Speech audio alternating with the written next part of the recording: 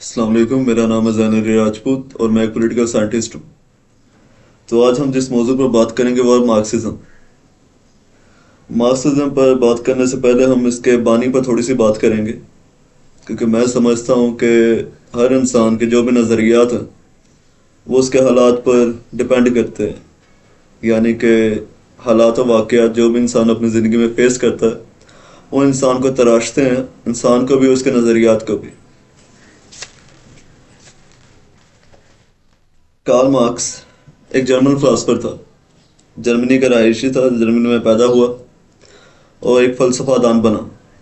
1818 کے اندر یہ پیدا ہوا اور دنیا کے اندر اس کے جن کاموں کو پذیرائی ملی، یعنی جو مشہور ہوئے، ان میں ڈاس کیپٹل اور دی کمیونسٹ مینیفیسٹو شامل ہیں۔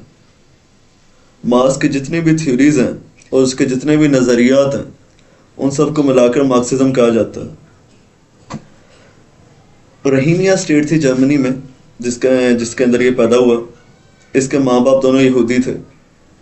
اس کے والد پیشے سے ایک وکیل تھے، تو جب یہ شفٹ ہوئے اس اسٹیٹ کے اندر تو وہ ایک عیسائیوں کا علاقہ تھا جہاں پر یہودیوں کو اچھا نہیں سمجھا جاتا تھا، تو ان کے ساتھ مذہب کی بنیاد پر کافی تعصبانہ رویہ استعمال کیا جاتا تھا، جس کی وجہ سے اس کے باپ کو کام نہ ملتا۔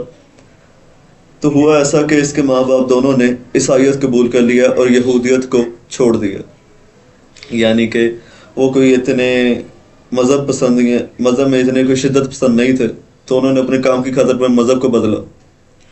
مزید جب مارکس ایک بچہ تھا تو اس کے بچپن میں بھی اس نے کافی زیادہ مذہب کی بنا پر تعصبانہ رویہ برداشت کیا، یعنی اسے نیچا سمجھا جاتا تھا۔ شاید یہی وجہ تھی، ان میں سے ایک وجہ تھی جس کی وجہ سے یہ مذہب سے نفرت کرتا تھا، تمام مذاہب سے۔ اس کے بعد جب اس نے اپنی ابتدائی تعلیم شروع کی تو اس کو ایک استاد ملا جس کا نام برونو باؤر تھا۔ برونو باؤر ایک ایتھیسٹ ٹیچر تھا، ایک کافر یعنی یہودی ٹیچر تھا، کافر ٹیچر تھا جو کہ کسی خدا کو نہیں مانتا تھا۔ اس نے اسے پڑھایا کہ جو بھی ہمارے پاس عیسائیت مذہب میں جتنی بھی کتابیں ہیں وہ سب قیاس رائیوں پر مبنی ہیں، ان میں کوئی حقیقت نہیں ہے، اور حضرت عیسیٰ علیہ السلام ایک عام آدمی تھے۔ تو یعنی کہ یہاں تک ہم دیکھیں ایک ایسا انسان، ایک جسے ایسے حالات ملے، تیار ہو چکا ہے جس کے دل میں صرف مذہب کے لیے نفرت ہے، اور مذہب اس کے لیے صرف ایک جھوٹی چیز ہے۔ اس کا ایک بیان ہے کہ مذہب ایک اس نشے کی طرح ہے جو صرف غریبوں کو دیا جاتا ہے امیروں کی طرف سے، یعنی کہ کوئی بھی مشکل یا پریشانی آئے غریب کے اوپر تو اس پر یہ کہہ دیا جاتا ہے کہ اس کے مالک یا اس کے رب کی طرف سے ہے، اور اس پریشانی یا مصیبت کا شکار ہمیشہ غریب ہی بنتے۔ آگے بات کریں گے مارکس کی عملی زندگی کی۔ مارکس نے اپنی زندگی کا زیادہ تر حصہ کئی اخباروں میں کام کر کے گزارا، ایڈیٹوریلز لکھ کر، اخبار لکھ کر، یا اس نے اپنی کچھ فلسفے کی کتابیں لکھیں، اس پر گزارا۔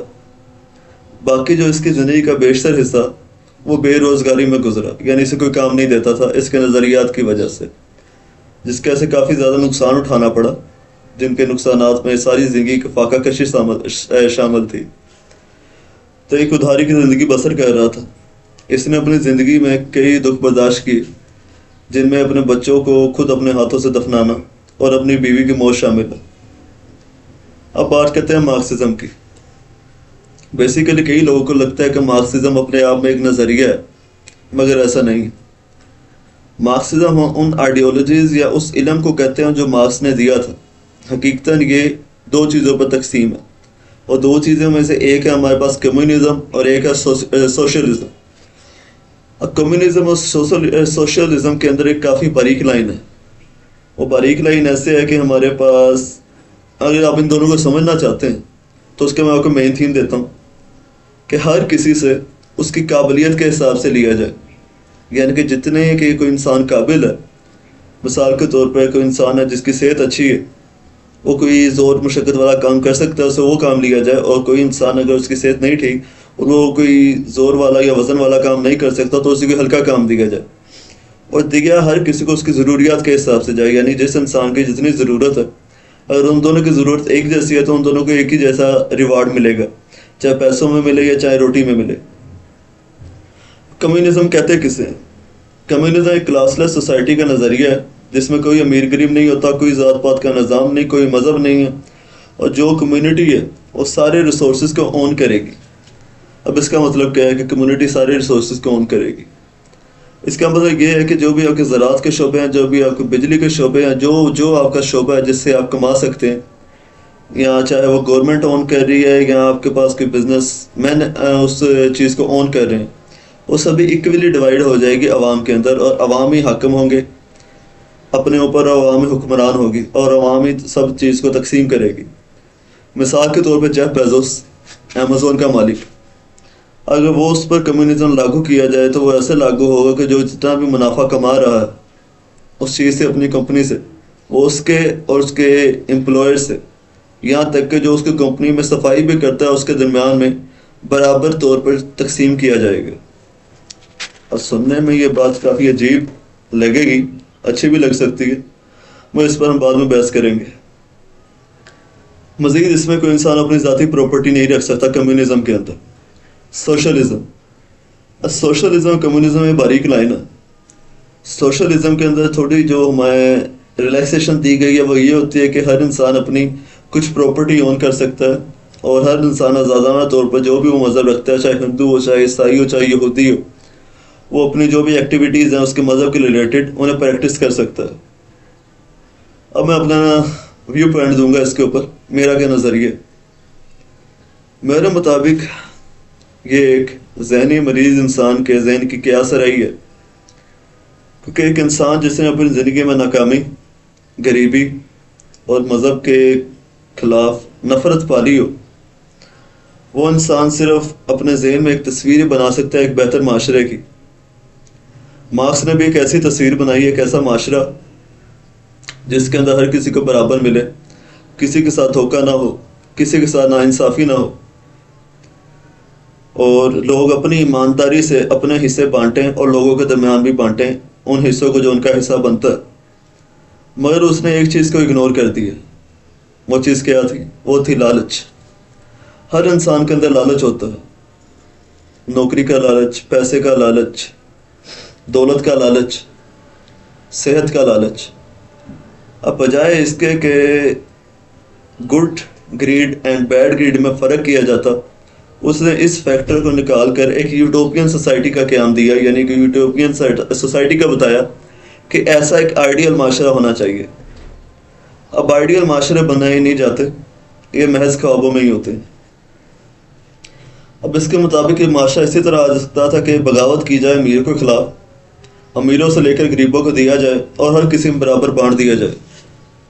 مثال کے طور پہ ہر کسی میں برابر بانٹ دیا۔ اب ایک معاشرے کے اندر دو خاندان ہیں، مثال کے طور پہ ایک خاندان کے اندر 20 افراد ہیں اور ایک خاندان کے اندر دو افراد۔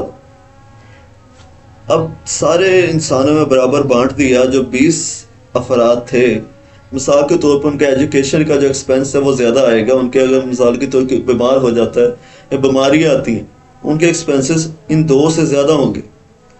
ان کے جو انہیں دیا گیا تھا حصہ وہ تو اپنے آپ آٹومیٹکلی جلدی کم ہو جائے گا، اور یہ کیا ہوتا ہے اپنی بچت کرتے رہے تو یہ آٹومیٹکلی امیر غریب کا فرق دوبارہ پیدا ہو جائے گا۔ میرے نظریے میں ایک کلاس لیس سوسائٹی بنانا ایک ناممکن کام ہے۔ اس فرق کو ختم نہیں کیا جا سکتا کبھی بھی۔ مزید جن ممالک کے اندر یہ نظام رائج ہوا وہ معاشرے سے پیچھے رہ گئے اور تباہ ہو گئے۔ مثال کے طور پر یو ایس ایس آر میں کمیونزم نے پروان چڑھی، بغاوت کے ذریعے یہ وقوع پذیر تو ہو گیا، لیکن بعد میں کچھ سالوں بعد اس ملک کے 15 ٹکڑے ہو گئے، جن میں سے 14 ٹکڑے اس نظریے کو پھینک چکے تھے، جن میں اندر ہمارے پاس آذربائیجان، ازبکستان، ترکمانستان جیسے ممالک شامل ہیں۔ ان سب نے کمیونزم کو پیچھے پھینک دیا اور کیپٹلزم کو اپنایا۔ پیچھے بچا رشیا۔ 100 کال تو ہمارے پاس ایک کمیونسٹ ملک ہے، لیکن ہے نہیں اصل میں۔ اس کے اندر بھی کافی زیادہ کیپٹلزم کی کوالٹیز ہیں، جس میں فری مارکیٹ، فری انٹرپرائز وغیرہ شامل ہیں، کیونکہ یہی چیزیں ہیں۔ یہ کمپٹیشن ہی ہے جو کسی معاشرے کو ترقی کی راہ پر لاتا ہے، انوویشن لاتا ہے، اور کمیونزم سب سے پہلے انوویشن اور کمپٹیشن کا گلا گھونٹ دیتا ہے۔ آخر میں یہی کہوں گا کہ پاکستان کے اندر ہر چیز تبھی آتی ہے جب وہ پوری دنیا میں استعمال ہو چکی ہے۔ پاکستان میں رہتے ہوئے میں کچھ اپنے انقلابی دوستوں سے ملا، کئی انقلابیوں سے ملا، 100 کارڈ انقلابی۔ ان میں سے اکثر امیر باپوں کی اولاد تھے جنہیں غریبی کے گاہ کے بارے میں نہیں پتا تھا، لیکن نعرے لگانے ہیں انقلاب کے۔ یہ دور کمپٹیشن کا ہے۔ مجھے ڈارون کی تھیوری بہت پسند ہے، theory of survival. It is not the strongest of species that survives, nor intelligent, but the one most fittest and adaptable to change. کہ معاشرے میں طاقتور یا ذہین زندہ نہیں رہتے، بلکہ وہ رہتے ہیں جو حالات کے مطابق خود کو بدلتے ہیں۔ اس لیے بجائے کہ امیروں سے چھینا جائے یا ایک ایسی سوسائٹی کا خواب دیکھا جائے جس کو آپ عملی طور پر نہیں لا سکتے، خود پر محنت کریں، اپنے حالات بدلیں، اور اس کے بجائے جو سسٹم چل رہا ہے اس کے اندر کوئی ایسے آپ امینڈمنٹس کریں کہ اگر آپ غریب کا اتنا ہی احساس ہے تو اس کی آٹومیٹکلی ہیلپ آؤٹ ہو سکے۔ زکوٰۃ کے سسٹم کو بہتر کر سکتے ہیں آپ اس چیز کے لیے۔ آپ اس چیز کے لیے جو ان امپلائمنٹ کے ایشوز ہیں ان پر بات کر سکتے ہیں کہ کیسے ان امپلائمنٹ کو ختم کیا جا سکتا ہے۔ مثال کے طور پر انڈسٹریلائزیشن کر کے ان امپلائمنٹ کو ختم کیا جا سکتا ہے۔ اور آپ نے غریبی کی سطح کو دیکھنا کہ غریبوں کو جو تنخواہیں وغیرہ ہیں ان کے اضافے کے بارے میں دیکھا جا سکتا ہے۔ ہمارا یہ کہنا ہے کہ پوری دنیا میں جتنے بھی امیر ہیں، ان کی جتنی بھی کمپنی ہیں، انہوں نے اپنی پوری زندگی خرچ کر کے ایک امپائر کو کھڑا کیا ہے، اس امپائر کو تباہ کر دیا جائے اور اس کو آپس میں بانٹ دیا جائے تو ترقی آپ کی پھر کھڑے لے نہیں لگی۔ شکریہ۔